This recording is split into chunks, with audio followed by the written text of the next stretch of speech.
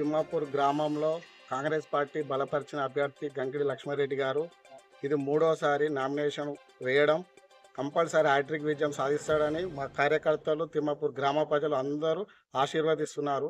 ఇదివరకు ఈయన చేసిన కార్యక్రమాలు చాలా సేవా కార్యక్రమాలు ఉన్నాయి, అభివృద్ధి ఉన్నాయి.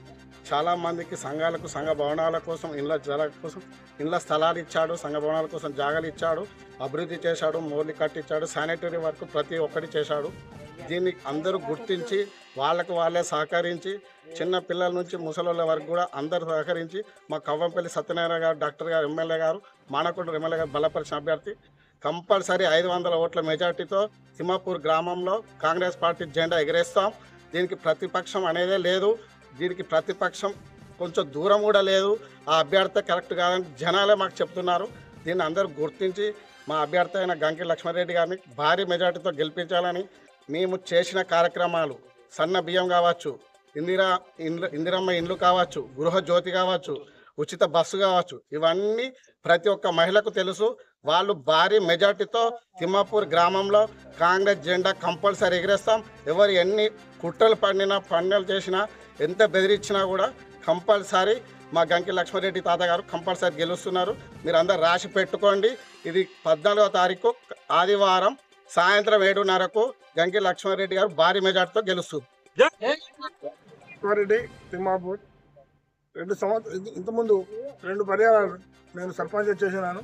2095 ఒకసారి ఫస్ట్ టైం, 2006 రెండోసారి, మరి ఇప్పుడు 2025 మూడోసారి. మరి ఈరోజు నామినేషన్ ఇవ్వడం జరిగింది. మరి ఎన్నో అభివృద్ధి కార్యక్రమాలు చేపట్టలేదు అని ఎక్కడేసిన గొంగలు అక్కడే ఉన్నట్టు టీఆర్ఎస్ ప్రభుత్వం ఎలాంటి పనులు చేయలేదు.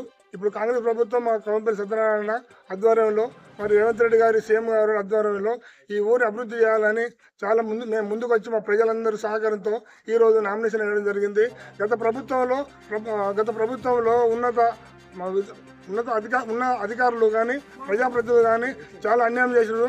మా తిమ్మాపూర్ గ్రామంలో రోడ్డు సైడ్ ఉన్న క్రమాన్ని కూడా కూలగొట్టడం జరిగింది. విడిగా వాళ్ళు చేసిండ్రు.